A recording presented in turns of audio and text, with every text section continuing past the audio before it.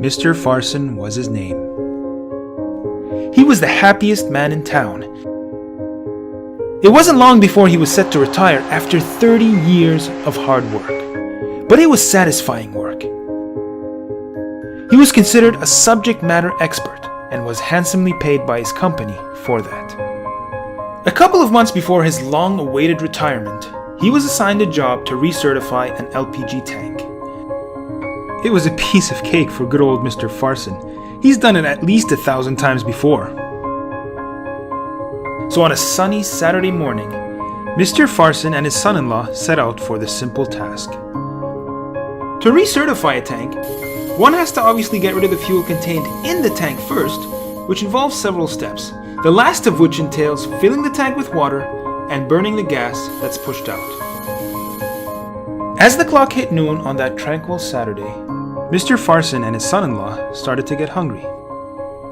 So they agreed that the son-in-law would head into town to get some lunch, and Mr. Farsen would continue the last step of emptying the tank.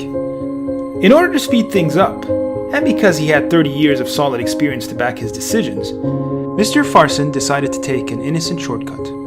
Procedures stated that the hose used to fill the LPG tank with water should be connected to an external water tap, basically one out in the open so that it can be seen at all times. Instead, Mr. Farsen connected the hose to a tap inside the client's plant where it was practically out of sight.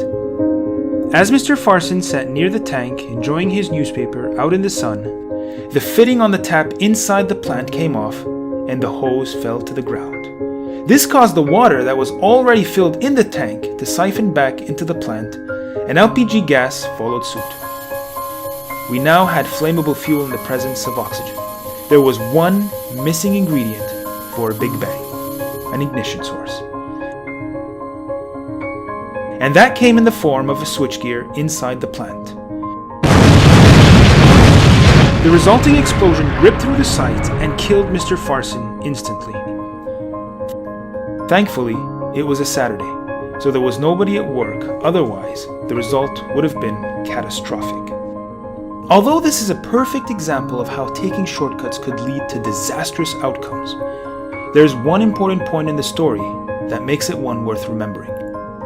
Mr. Farsen was not only a subject matter expert when it came to LPG, he actually sat on the board in his country that came up with the national rules and regulations on the subject.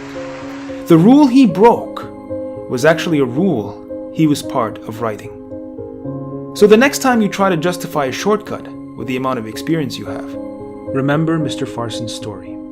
Remember that accidents can happen to the best of us.